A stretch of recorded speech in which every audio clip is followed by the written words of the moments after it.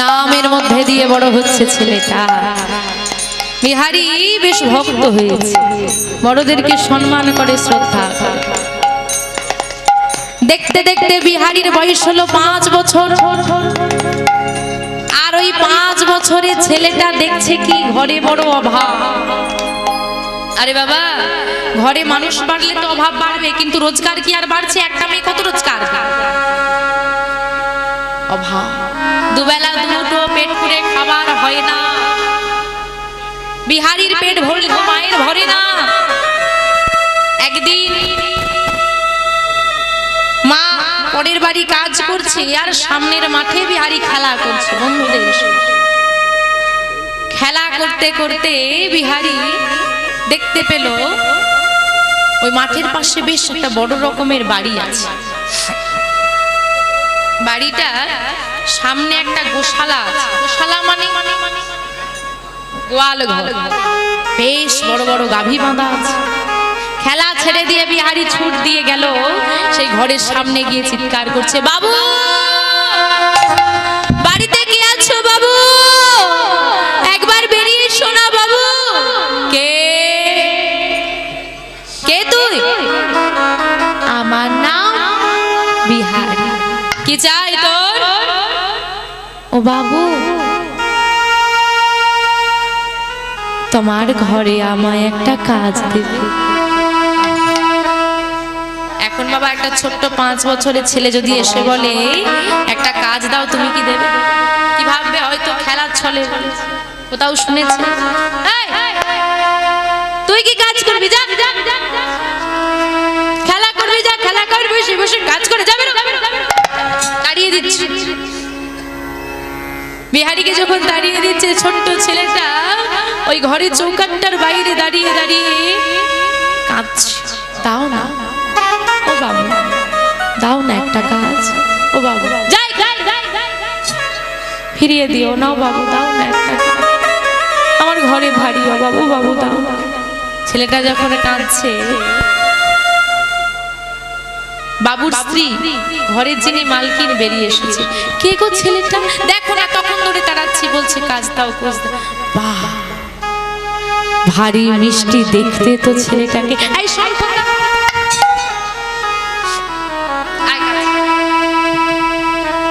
জড়িয়ে ধরেছে। কি নাম তো?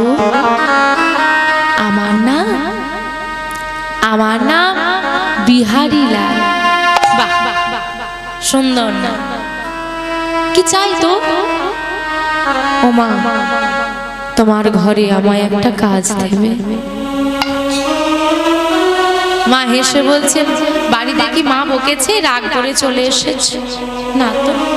তবে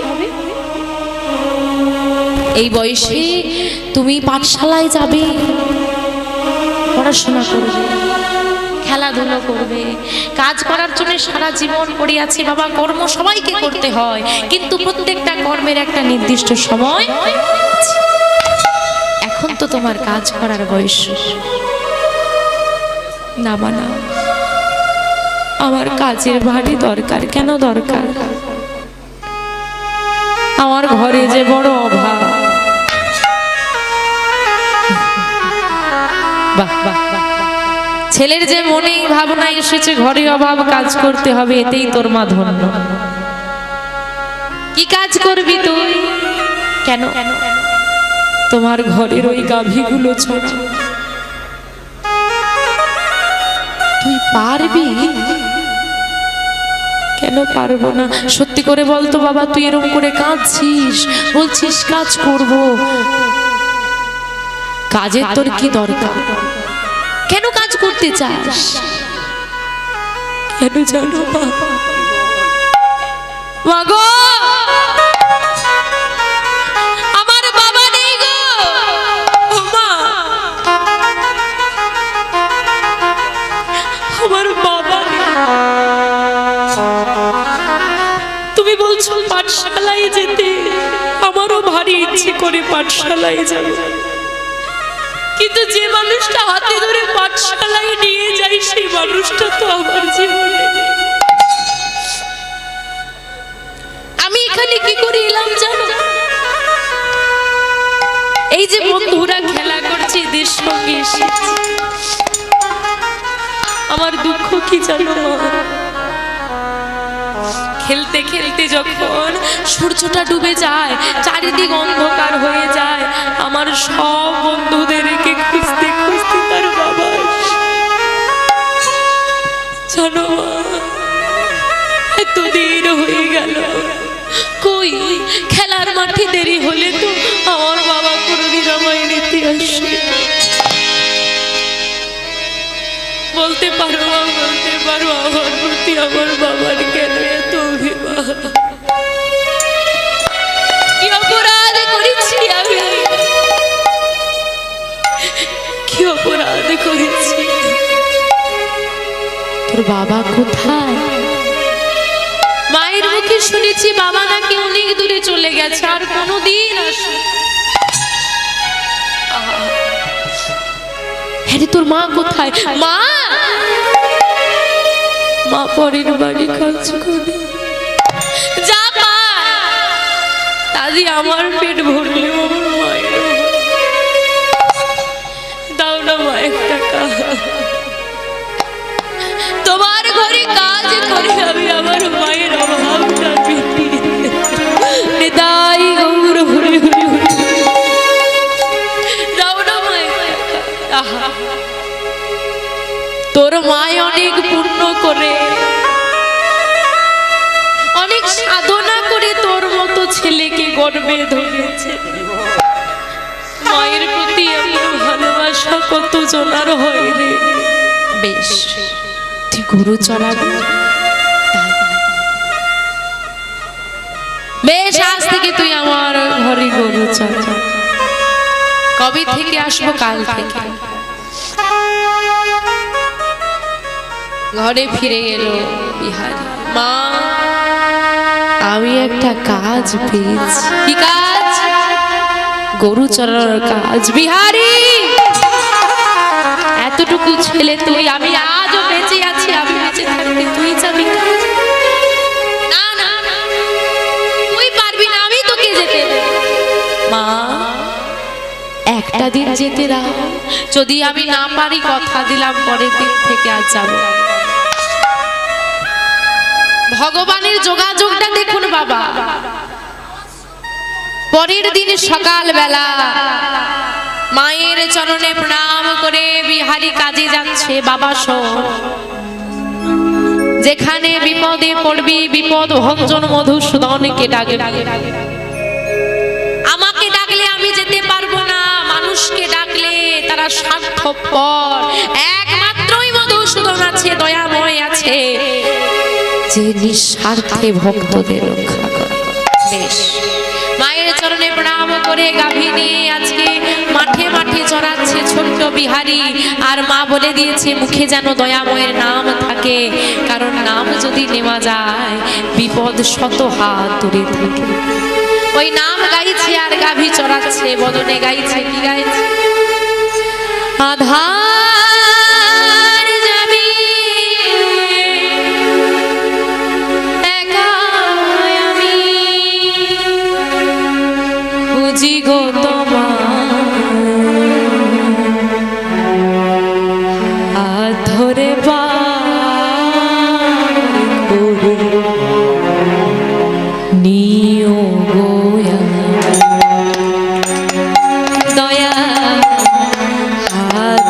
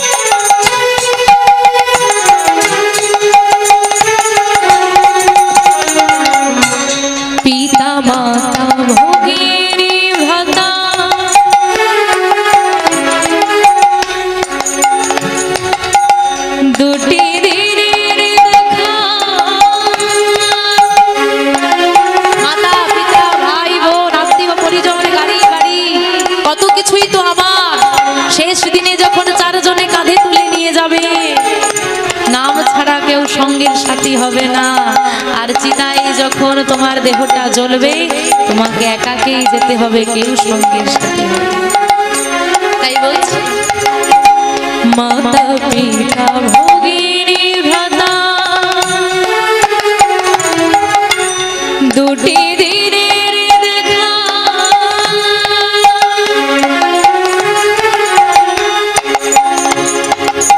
শেষের দিনে স্বজন বিনে যেতে হবে। মাতা পিতা ভগিনী ভ্রাতা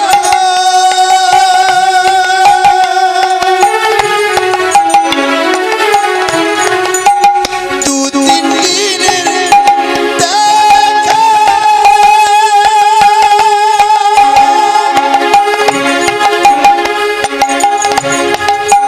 শেষের দিনে স্বজন বিনে যেতে হবে।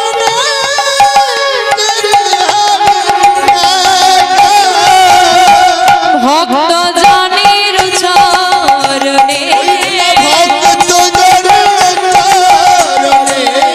ভক্ত জনের চরণে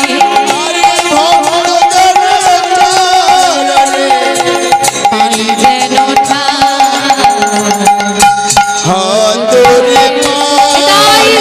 হরি হরি হরি